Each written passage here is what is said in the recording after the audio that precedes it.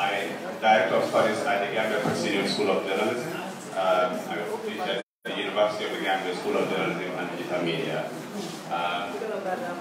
My panelists are familiar faces, and the topics of their discussion are very interesting. So I assure you that we'll do our best to make sure that we have a frank discussion on democratic issues, the issues of democracy, on what is important in the new Gambia and the way forward, and how are we going to make democracy work for the Gambia. Well, the question or our theme supposes that democracy has not been working for the Gambia. I'm not sure.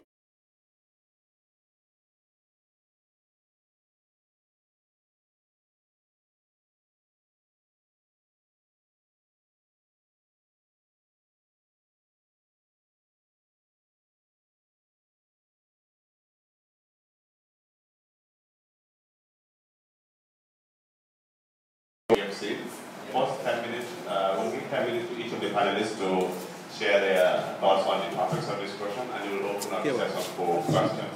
And you can write your questions down. You can say that if you feel uncomfortable to speak in public, but if you're okay to speak in public, we'll give you an opportunity to ask a question. So for now, I will start with Madi Jobarteh, and his topic of discussion is on the Gambia we want.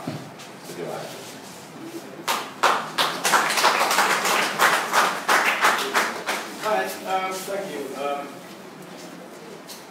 It's an honor to share this platform with Halifa Sallah. Since we have 10 minutes, probably we have to do this in a very pragmatic way. Okay. What kind of Gambia do we want? Democracy dialogue. You know, I don't know how many people read the NDP. In the NDP, there's a section that says where we came from, sort of where we are. And then it made the point that by 2016, we have a stalled economy. Economic management, mismanagement was severely highlighted, particularly focusing on theft from state enterprises. It went further to talk about debt.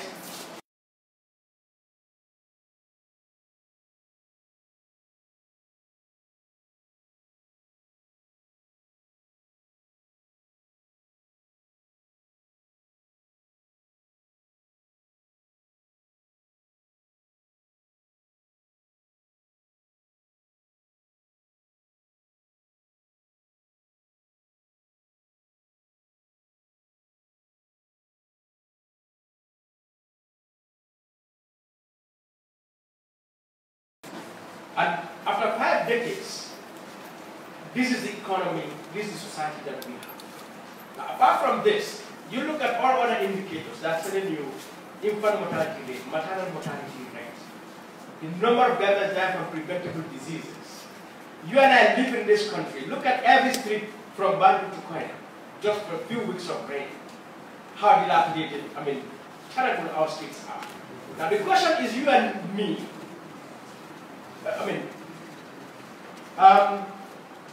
how do we value ourselves? How do we know ourselves? I know folks like Halifa Sallah for decades have been teaching us, know yourself, know your country. How many young people have to brace through the Sahara Desert to the Mediterranean just to get out of the Gambia because there's no hope? In the NDP, it talks about the lack of opportunities for young people. And suddenly, you go to President's International Award Center here, you go to NYSS, you look at public, institutes for building the capacity of young people and see the neglect in which they are. So when we get to this point, what is the meaning of democracy? What kind of democracy do we want? So that we determine what kind of Gambia do we want.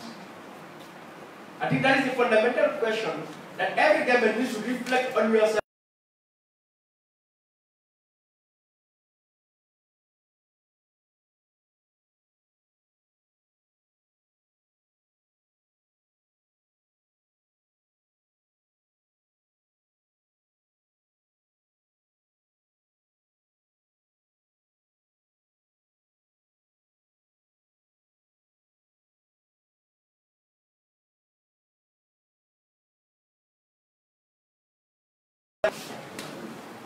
So, Gambians need to, particularly our young people, need to begin to ask themselves, what really, I mean, who are you? What are you?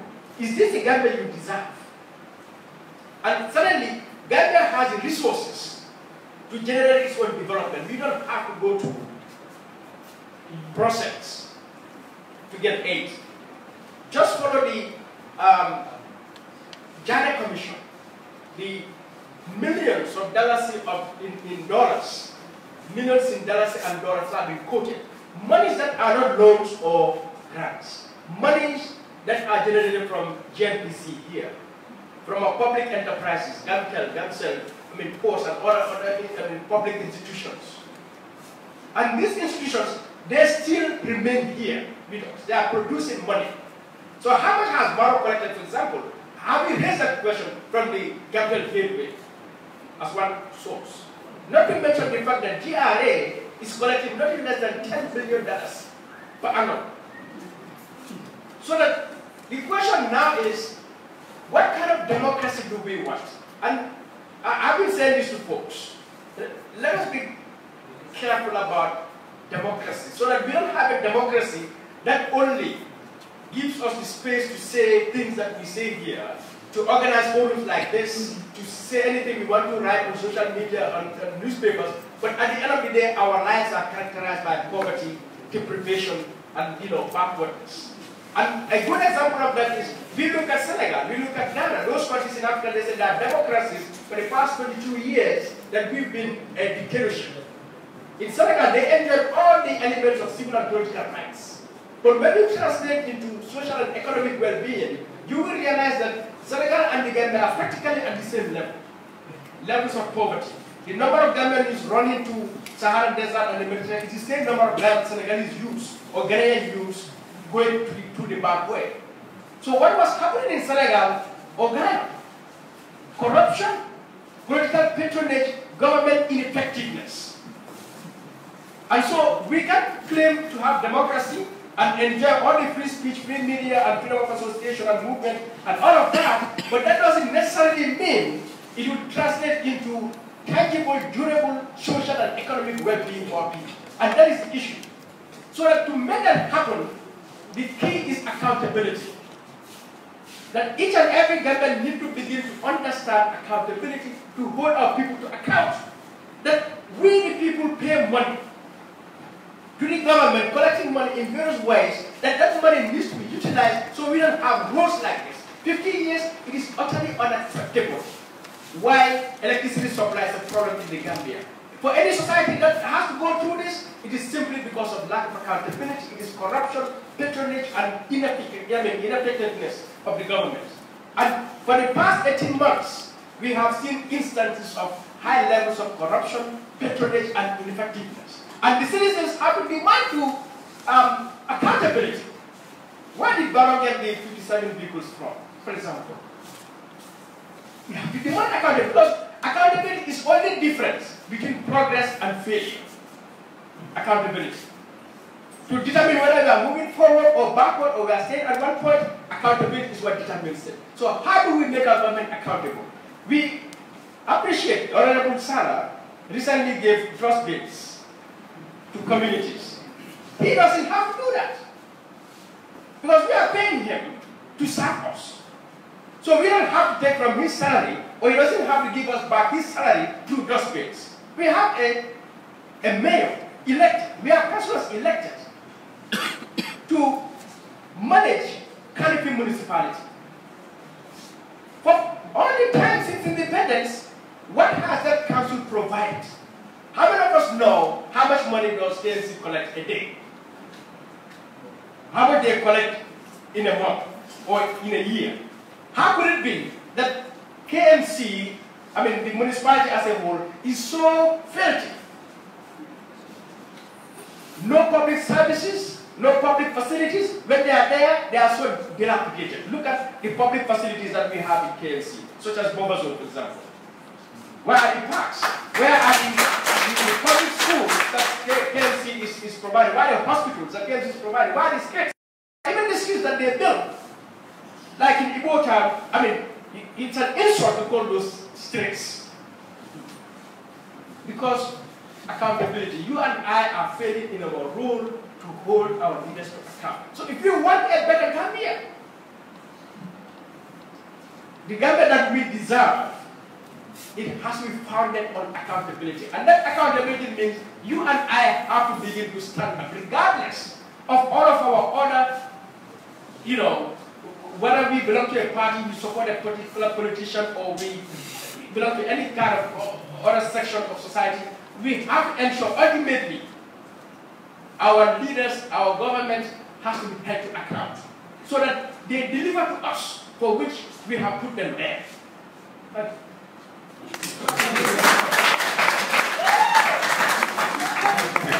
Thank you very much. Thank you very much. And this is beginning to look like a dialogue. I mean, the more time we have to talk, the more time we can bring out the society. Like I mentioned that Madi has mentioned this vast state of public institutions leading to poor delivery of service.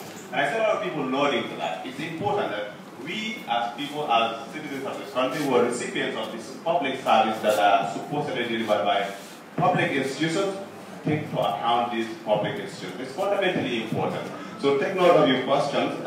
He's also mentioned corruption, poor management, and so on and so forth as part of the issues that we don't want to see in the Gambia. So essentially, the Gambia we want is a democracy that works for all. But let's hear from Honorable Halifa Sallah on what is democracy, politics, and freedom, and how does that fit into today's Gambia? Honorable Halifa Sallah.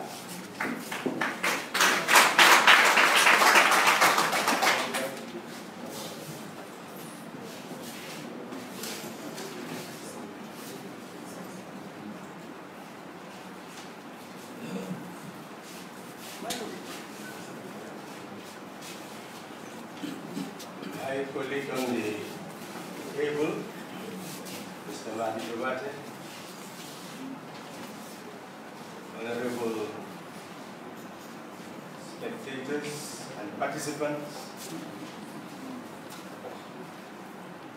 and the colleagues who were on the table before we assume our own, Colonel Musa Jobarteh, Mr. Bach, Colonel Musa Karawal, Mr. Bach, Mr. Babukar Sise. We are convinced that a new era is dawning. And because of that, we are inspired. We are inspired because we are convinced from what you've heard that a new Gambia is inconceivable without a new Gambia.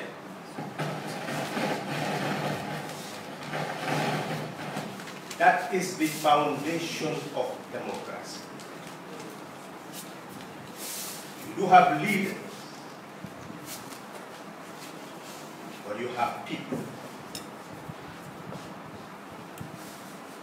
We must determine where power lies. Does it lie in the hands of the leaders, or does it lie in the hands of the people? Who controls power? How is it exercised? In whose interest? That is the fundamental foundation of democracy or monarchy or title. That is the defining line, and that is what we are here to assess today. Democracy and freedom are not visions. They are missions. Vision depends on the wish principle. Missions depend on the must principle. Democracy and freedom are possessions of a sovereign people. Fundamentally, politics is the science of the state. It talks about a system. Democracy and freedom are subsets of a system Not every political system, not every state guarantees democracy and freedom. We have to evolve to become a republic. That's a long history. That should be your property today. And that history gave rise to you becoming sovereign. Read your constitution. What does it say? The sovereignty of the Gambia resides in the people of the Gambia. That's what it says in your chapter 1. Sovereignty resides in you. Then it adds, no authority should exist that has not derived its authority from your sovereign consent, and should not be exercised unless it is done in your name and in your interest. So it's clear. Democracy means that power belongs to you. That is why it goes on and gives you fundamental rights, freedom of expression, freedom of association, belonging to political parties, belonging to unions. All that is in chapter 4 belongs to you. And there are guards and fences to that. I beg to differ that there are limits to freedom and democracy. There are guards. And when you go outside, you are no longer dealing with freedom and democracy because you will be violating the rights of others. Those are the guards. We should understand those freedoms in that way, that you exercise them not to harm the interests of society or to harm the interests of others. That's the purpose why you exercise your fundamental rights, is to safeguard them. And it is for us to understand how to exercise those rights. Since I have 10 minutes, I want to emphasize that we attained sovereignty as a nation, as a republic, but we never attained sovereignty as a people. That's why we're having the problem we're having today. That was the duty of leaders for the past 40-something years. On the 2nd of December, change, it happened through the paradox. And that change must be recorded today as the most important change in the history of this country. And people should understand the significance of that change. Many people came to me that you wasted your time to bring about the coalition with your colleagues only to have this type of Gambia. And my message today is that no time has been wasted. Because 3 months before 2nd December, if you were to ask any Gambian whether the ballot box could effect change in the presidency, 99.9% will tell you that was impossible. On the 2nd of December, if you ask the Gambian people whether the ballot box could effect change in the presidency, 100% will say yes, it is possible. That is the change. You know what the change means? It means that what we've been saying all these years in theory has been attained in practice. That is, your ballot, your vote as a sovereign Gambian makes you equal to every other Gambian, and collectively you can guide the destiny of this land. You can effect any change that you want in your motherland.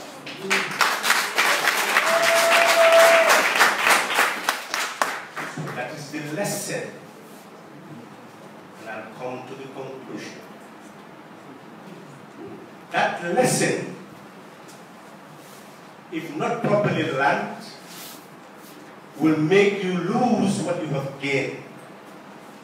Because you will start focusing on government rather than focusing on the people. You focus what is transition rather than what is permanent. The power of the people is permanent, but the power of leaders is simply transitional and transient. So therefore, we must not allow the work and behavior of leaders to stifle your consciousness and your understanding of who you are, as the last speaker said. This is the time we must reinforce the democratic architecture that power belongs to you, your sovereignty is not negotiable. But then you must understand that because governments are limited, they will not entirely address your needs and aspirations, but you must be conscious of what they are capable and what they are not capable of doing, and you must be able to exercise your choice because their term is limited. They must come back to you for you to determine what you want for your country. So the fundamental lesson that should be guarded now and understood in that is, what is democracy? Is it just simply having the right to vote, and every 5 years you go and vote? What is it? Democracy is founded on the Republic. And under Section 60 of the Constitution, it says that it could be exercised both under Section 26 by your right to have a vote and to determine representation directly or indirectly, and ensure that the resources of the land will provide you with the services that you desire. Those are rights. No taxation without representation, no representation without delivery of the services that the people need and want. So essentially, that is the cornerstone of our democratic dispensation. That you determine leaders, leaders serve you as public trustees to provide you with the services that you elected them to deliver.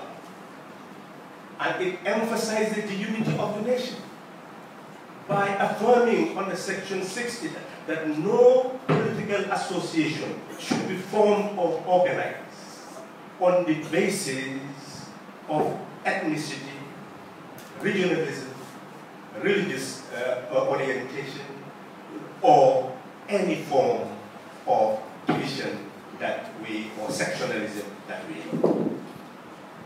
So it means that the people must be united.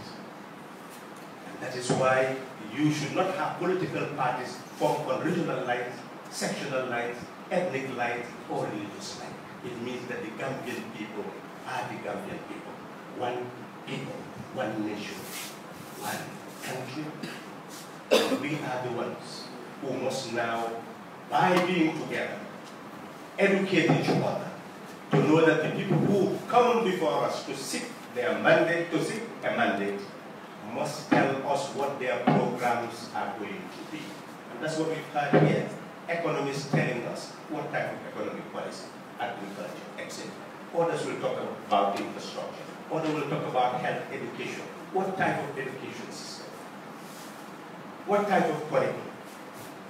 So my conclusion is that when the change was envisaged, the fundamental objective was to give Gambia a new start. And that required that the government that comes into being will be a non-partisan government. And that is why we have President now as an independent presidential candidate supported to become a president of a country owing no allegiance to any political party, no allegiance to any ethnic group, no allegiance to any religious group, no allegiance to any section of society, but allegiance to the Gambian population at large. What was envisaged is a cabinet with that same orientation, ready to make policies in all the sectors, but the policies will address short-term, medium-term, and long-term needs. But since we envisage a symbolic presidency, so that the next stage will create a level ground for multi-party countries. Then the first foundation was to build the people before you talk about the parties. So it would have meant that what you are doing now would have been the fundamental base of building the republic, having this dialogue of citizens to determine the future. So it would have meant to have a transitional program that will be short-term, looking at what had to be done immediately. Somebody raised it here. Do you have to wait for 3 years for a constitution to be formed in order to amend laws and reform them and make them better? When the National Assembly is capable of doing that. So it meant that your short-term program will look at all issues, fundamentally constitutional reform. What can you reform? When your short-term program would be absolutely essential to build the architecture of the power of the people.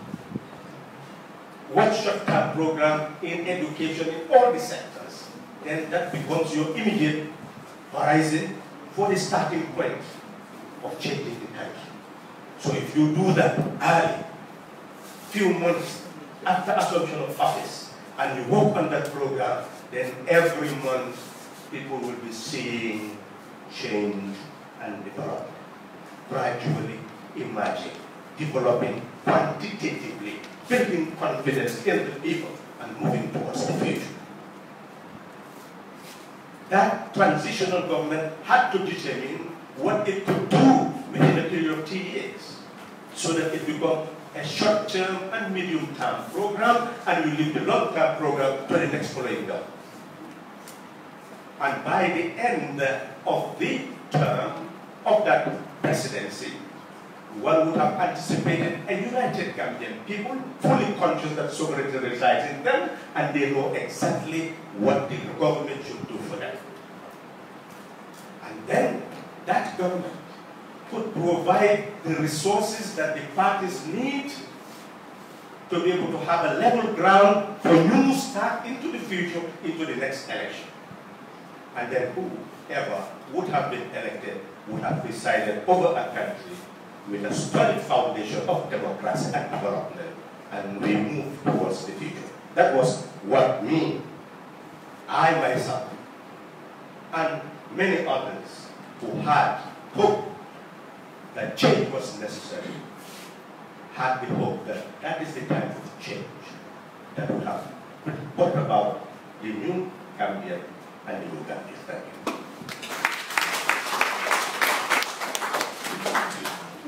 Thank you very much.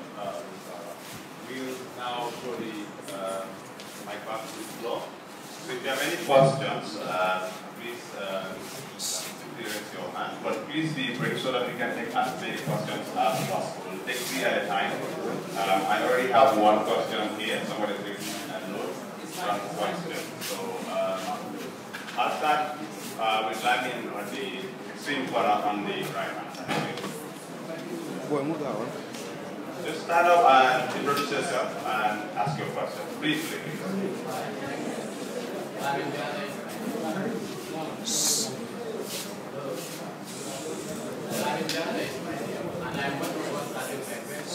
Thank you, audience. My question goes to probably Madi or Dr. Jamisa Moyo, in one of our latest books, the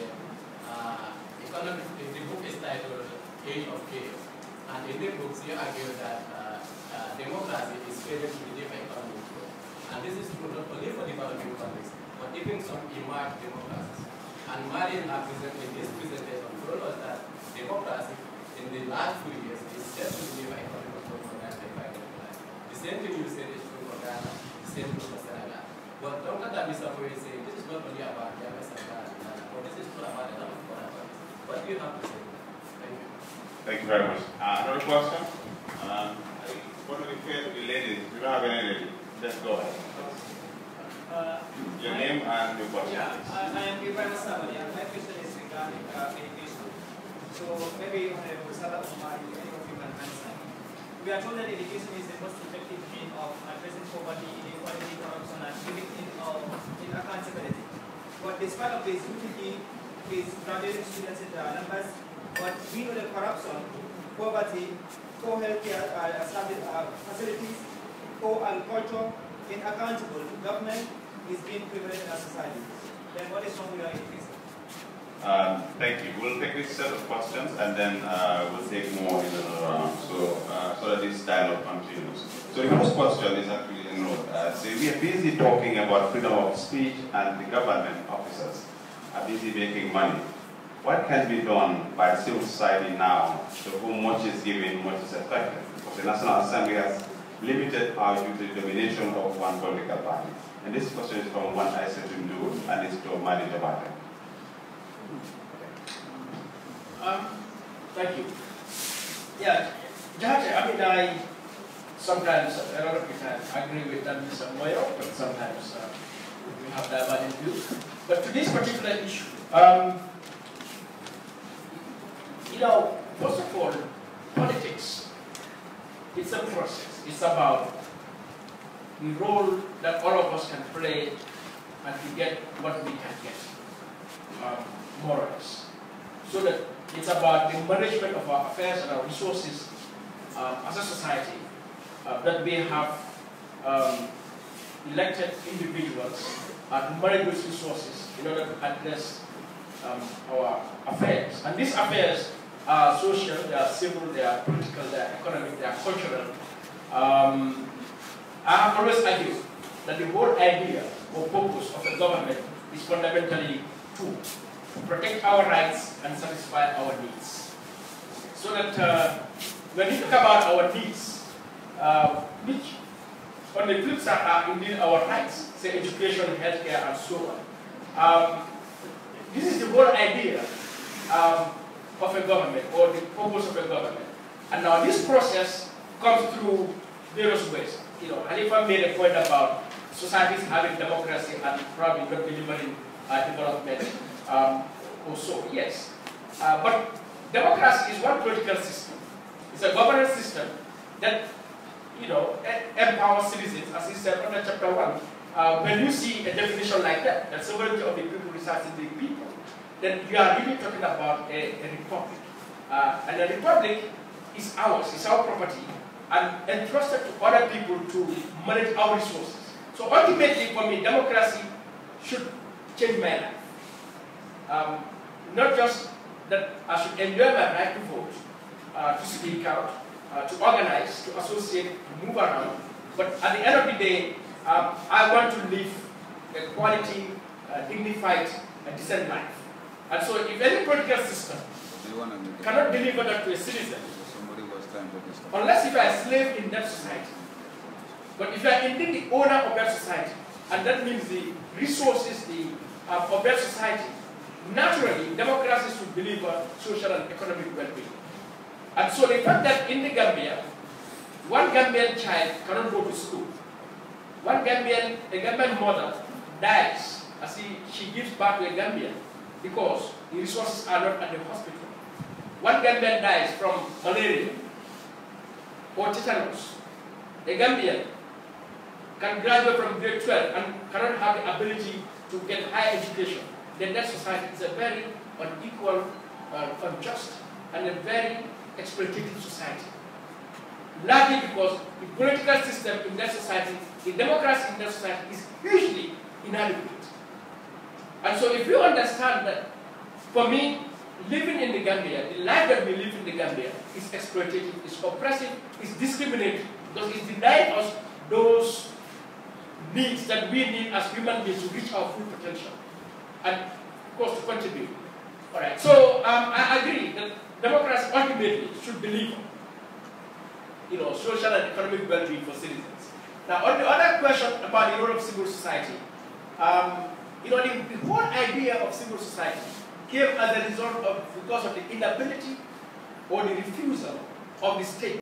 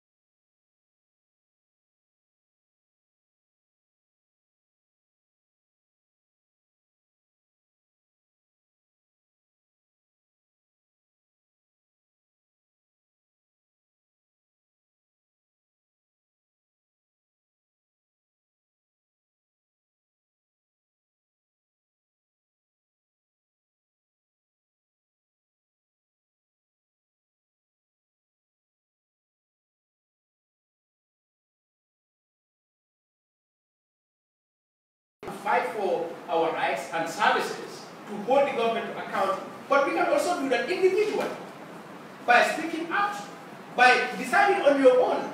I'm coming to this event because this event is seeking to strengthen our democracy, is seeking to strengthen our development. So self-consciously, I'm out of this event, I'm coming as a citizen. So for me, all of us are in civil society, but it's about now who is aware of his or her sovereignty responsibility. And if I mention section 1, that the sovereignty of the Gambia resides in the people of the Gambia. Are you aware of that? Do you know the meaning, the value of that statement? You know, so yes, we have organizations like TAGO, like Child Protection Alliance, like actually dedicated organizations, but again, all of us, ordinary citizens, are members of the wider civil society for which we have a role to play. I think the question would be for education. What is the education system? What is wrong essentially with the education system? Well, I'll answer two things, giving short answers to them. That's the global conception that democracy has not worked anywhere, and that there is general poverty everywhere.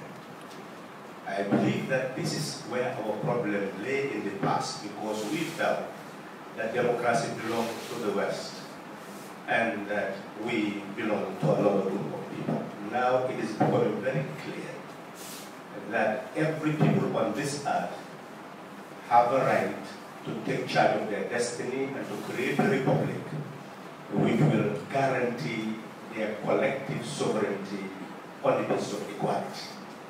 And that's what all countries are moving towards. And if Gambia can speed up and achieve that, Gambia will lead the world. So we must see this as an agenda for all people on this earth. And those who set the agenda and struggle to achieve it will lead the world in thinking and in practice and in freedom. So that's what we should bear in mind. It is also important to also see that our awareness is limited, and we must broaden that awareness, and that's why you're having this session here today, so that we can engage in dialogue. This will help us remove the fear. What is always important is allow everyone to express how they think. Then take those ideas as leaders to transform them into policies, to address those challenges and concerns. And academia will go into the educational domain to address your question. Do we, as academics, the university or other institutions, actually research on the real challenges of our country and give ideas that could inform policy? That is the question. And there is absolutely no doubt that at the moment, we are trying, but that is not really a concrete agenda of building an academia which will start researching on what we need to teach our children, even our own history, to put it in such a way that governance will be the property of every Gambian citizen. Then constitutions will no longer be seen as property of lawyers or learned citizens, but will be seen as a property of the Gambian people. So from nursery school all the way to high school, there will be some elements that will be broken down to enable you to know that sovereignty resides in you. So we definitely need another pedagogy, a pedagogy that moves us from what is happening to us now. Sometimes you talk to certain people, they say, well, we belong to a minority. I met some religious leaders who felt that, well, we are a minority, that's why we are suffering this fate. So those people really felt that they were a minority in the Gambia.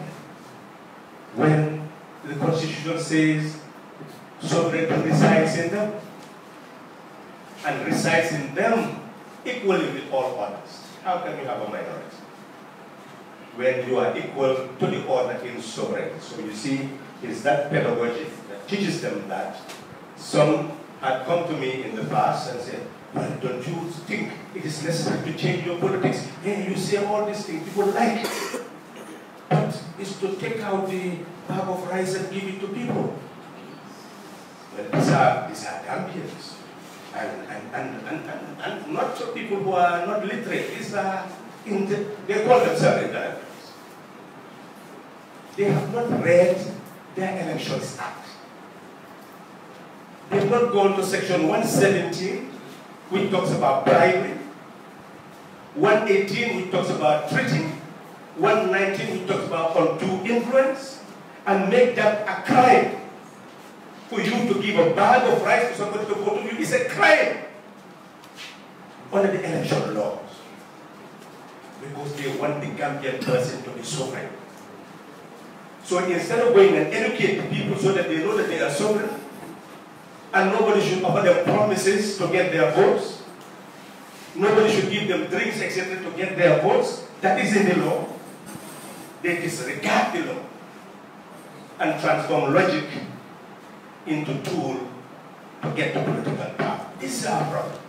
So when we talk about education, what do we mean? What is education?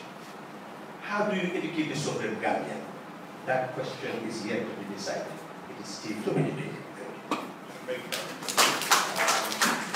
We'll take one without visa. Adra John, please.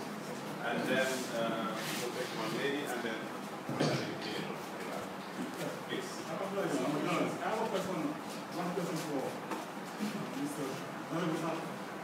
I attended a press conference organized by UDP, and there are some MPs who are there, and they made some pronouncement regarding fundamental change that are taking place right now.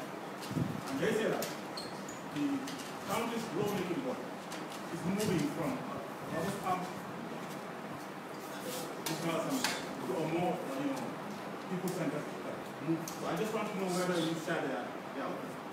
With regard to democracy, it's a question that I'm going to direct to Madi.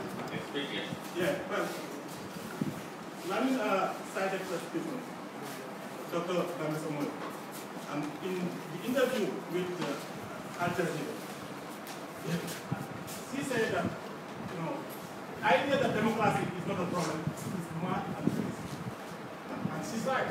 Because what is happening in the US, Trump demonizing the media, calling journalists as enemies of the country. And even what is also happening in India, where also Prime Minister Modi is using an Hinduist agenda, depriving Muslim and Christian their right. And people are not talking about it. I just want to know, because the Damisomoy is also trying to reinvent politics by saying that, Halifa Sallah made mention of the need to, raise awareness. And Damisomoy is saying people, voters, should pass a test before voting, so they should know what to vote for. So do you think that it's right time for, Gambia to reinvent politics and make sure that voters, potential voters, pass a test to know what they are voting for? That's an important question. I like it. It's getting to be a real dialogue on democracy. I have extra questions, and we'll take one more session after this. So the other questions I've received are one for Madi Jobarteh, and I'll read it verbatim. How do you see the National Development Plan? Whether it is a serious dream, because how can such a document highlighted about from or 5 paragraphs to transform an educational system? The questioner is an animal, but it's for you. I hope you understand what you're trying to say. The other question is for Mr. Sallah. It says, Mr. Sallah, you mentioned earlier that President Barrow is an independent president, as many will say, but looking at some situations during these meetings, we see UDP supporters with their UDP wares, I'm not sure. Now the question is Barrow a UDP president or an independent president? A question in addition to the one we're going to We'll take one more round. I'll let them answer this president's question. Thank you. Yeah, okay. Yeah, I'm like, you know, I think I'll echo what Halifa said. The idea at one point that democracy is a Western idea. Yeah, the word democracy may be an English word, but the values, the principles, the standards, the processes that determine democracy as we especially in the Republic, are objective standards, values, and processes that are applicable to each and every society in the world. So that I don't believe there's anything like a Gambian democracy or Chinese democracy or African democracy, and so to speak. And being someone who's passionate about human rights, because people bring in this element of culture, I've always declared that whatever culture, whatever religion, my adherence is to the extent to which it respects human rights and human dignity. So whether it's Gambian culture or Chinese culture, Arab culture, as long as there's a culture where its practices are exploitative, are oppressive, dehumanize, and you know, men and women and children exploit, deny people the capacity, the opportunity to be themselves. I'm not part of that culture. And I guess that is the kind of democracy I want to see where it uplifts human dignity. So, voters passing through a test, I don't know what test that would. Right. For me, voters have already passed the test for being a citizen. All right. So any Gambian who is a citizen 18 and above, as our law states right now, qualifies to vote. Now, certainly, this is the pedagogy that Halifa mentioned. How do we raise this consciousness, the political awareness, the sense of sovereignty of Gambians to realize that ultimately I should not be constrained, not just by my selfish considerations, but also by my tribe, by my religion.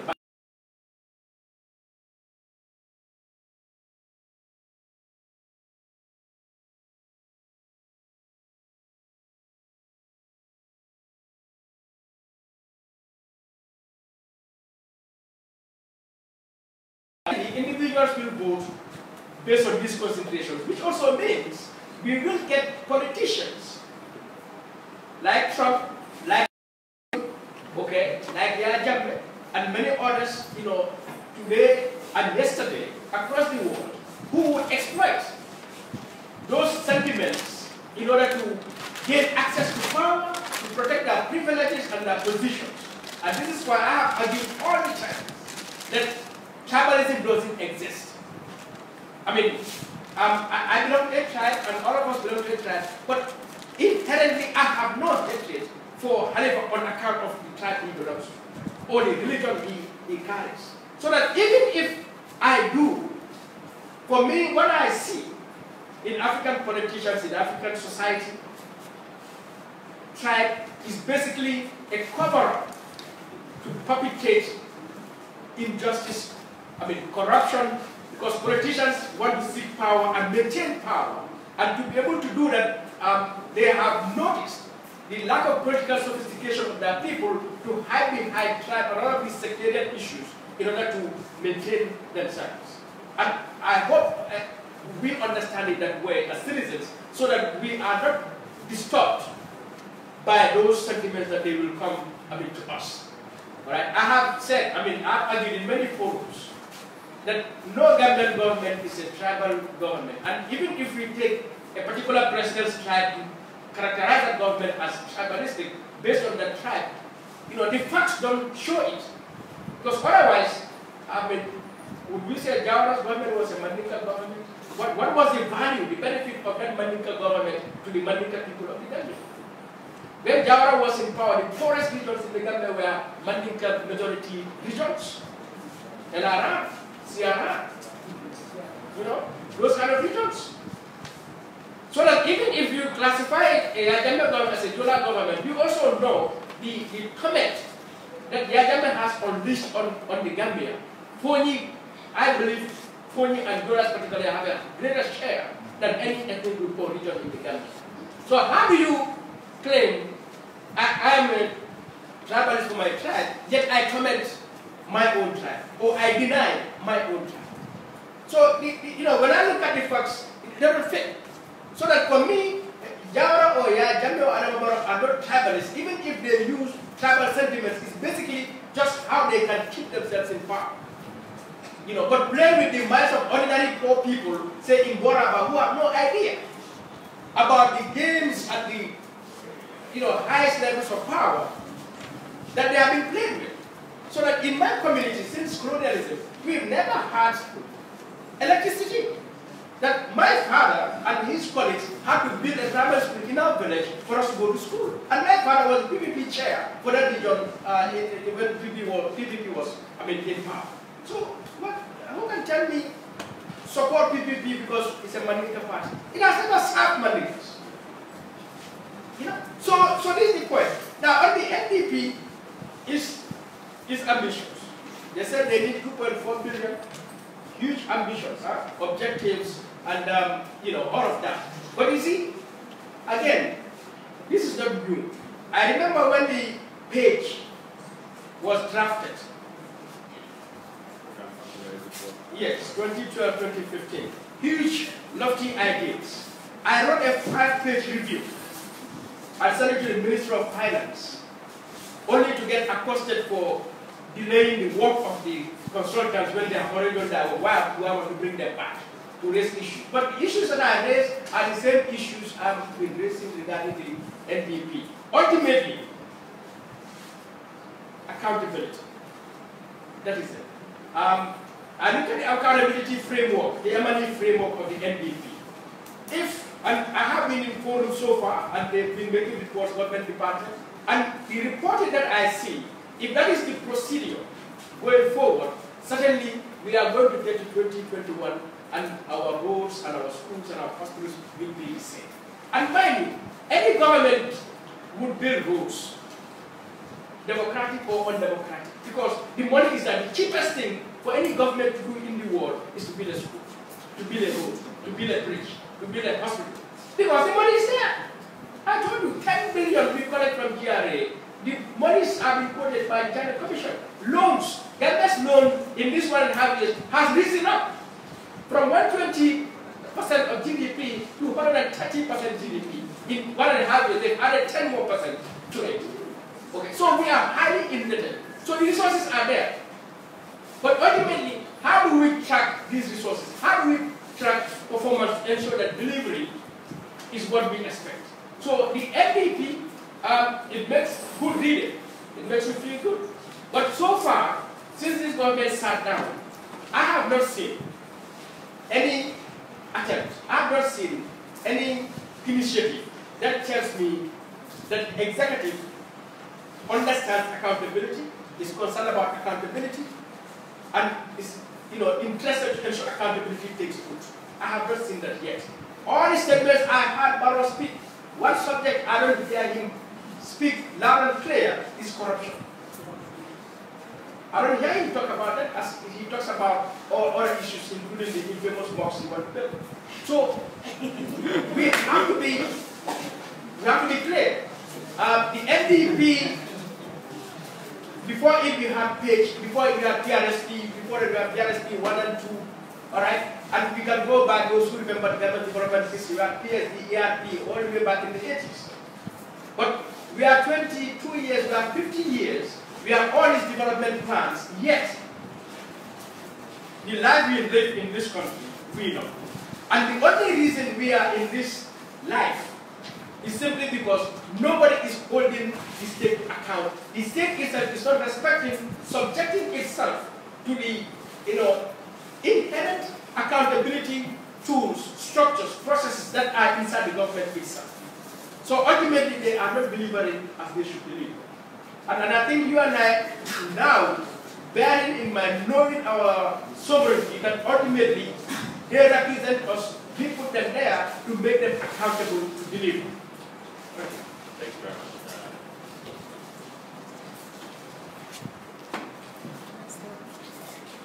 Thank you. The first question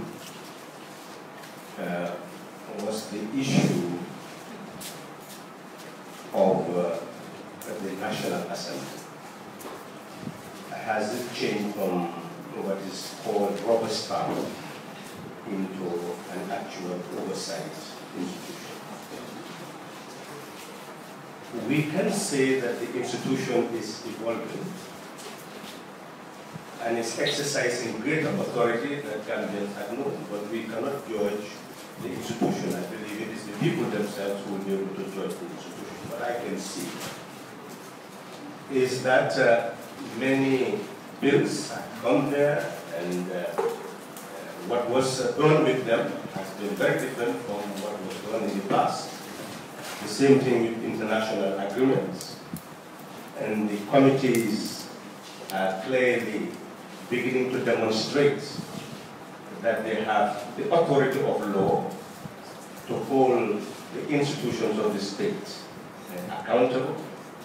So a process is on which disregards the political affiliation of the National Assembly member and holds all National Assembly members accountable in ensuring oversight over the state institutions. So based on the reports we are going to be given, and I'm sure it will come to the public, one can assess the performance of the National Assembly within the next year, 2 years, to really come to conclusion as to whether it has made a mark different from previous legislators. But I must say that I am becoming more and more inspired by the commonality in approach in dealing with the issue of oversight. How far we'll go, I believe our practice will ultimately determine. The other issue is President Barrow an independent president or a UDP president? It is important for people to understand what I had said from the very beginning and what I will tell you right now. I have emphasized that 3 months before 2nd December, UDP could not have told you that the ex-President Jammeh will be out of office by 2nd December. And they are there. You can ask whether they really had hope that that was possible.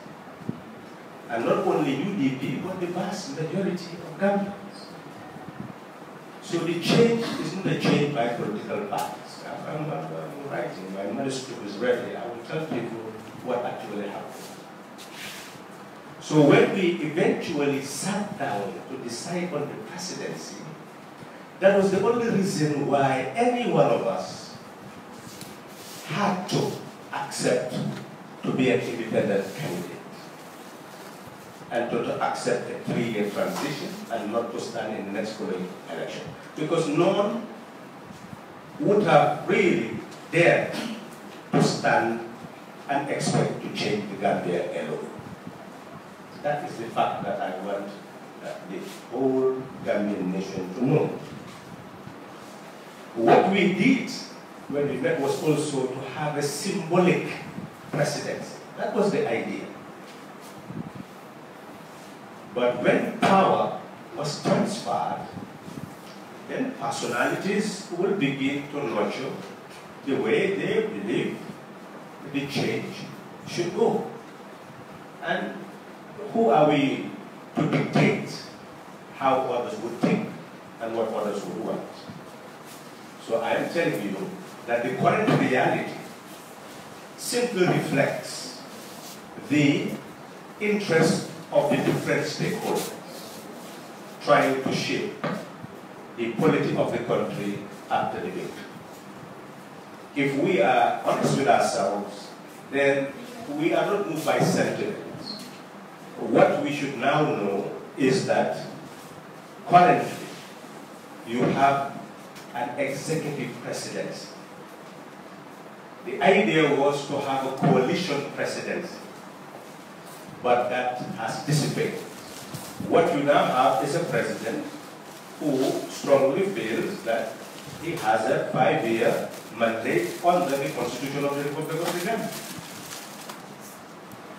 That is protected by law.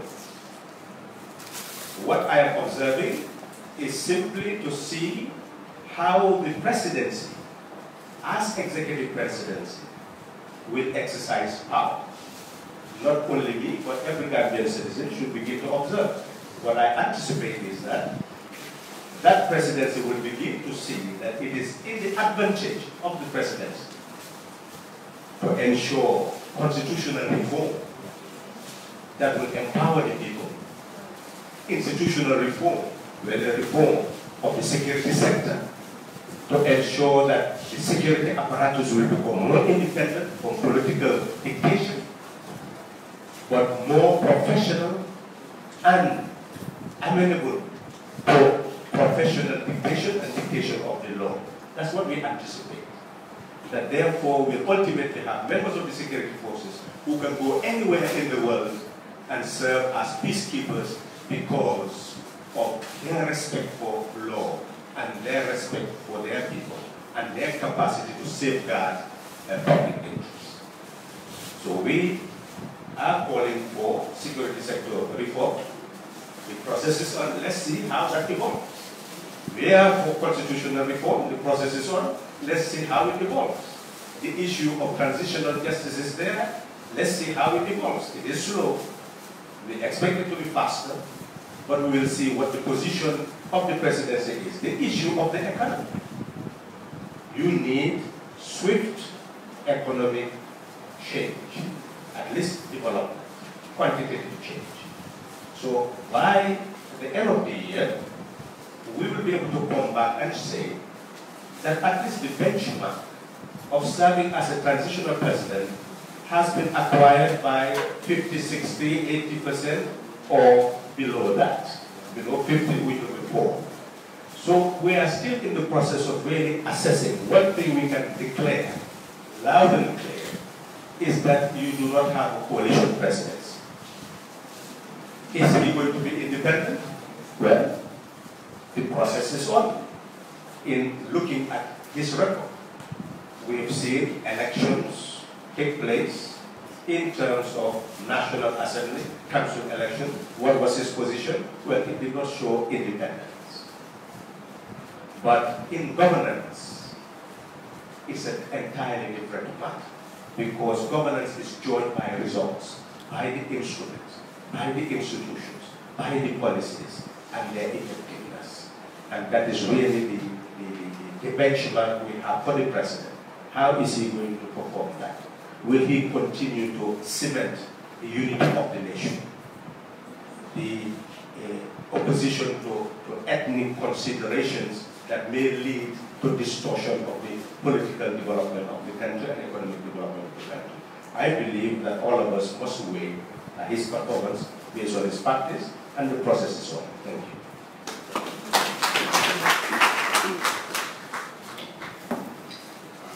Well, the conversation is very interesting, and we still have a lot of questions here. Unfortunately, that's all time allowed us to participate. We would have loved to have more opportunity to give you to ask more questions and dialogue with our eminent panelists here. But because of our own view and busy schedule, we have to draw the comment here. On behalf of GYIN Gambia and the network of freelance journalists, we thank our very great panelists and our panelists before, and you, the audience, for making your time to come and take part in this. I want to share that I let the democracy dialogue continue online. We can have a hashtag democracy dialogue in Gambia, and the conversation can continue. That's the advantage of living in the 21st century digital era. We can always have this conversation online. So on that note, I wish to thank you all for coming, and please have me thank our evident panelists once more. Thank you.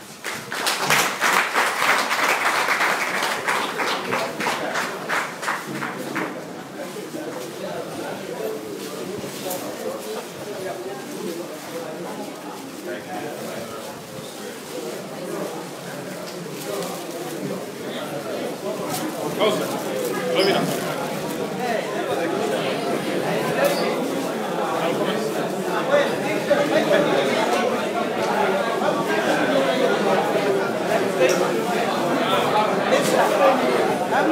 let me inform that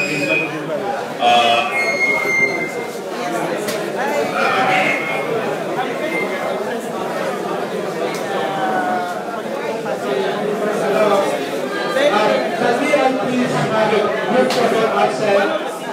The group photo. Yeah. Can we please have a group photo outside? Then you can take your refreshment. Borava. Thanks.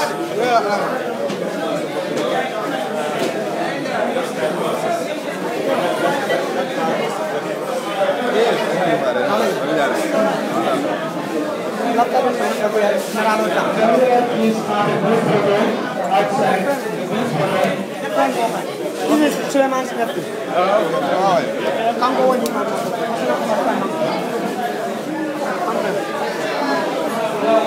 Someone left their phone behind the room. Someone left their phone behind the room.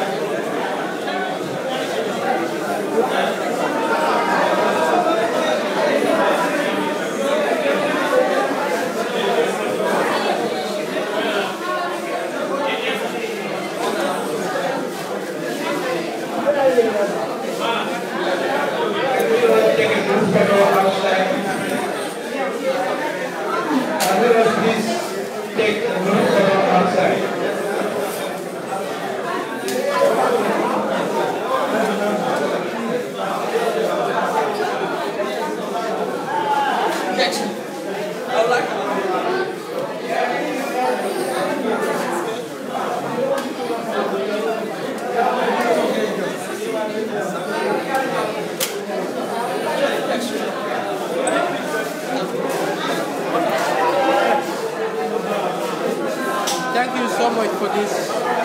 Yeah. It's really great. No.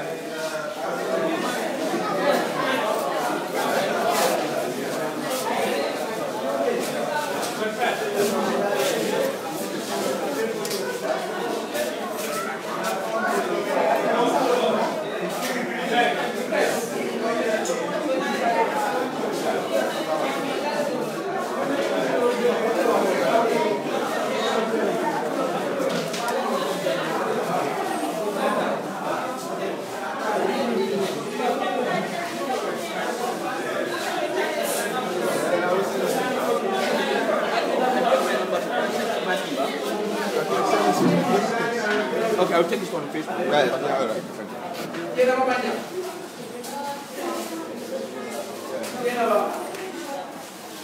Thank you.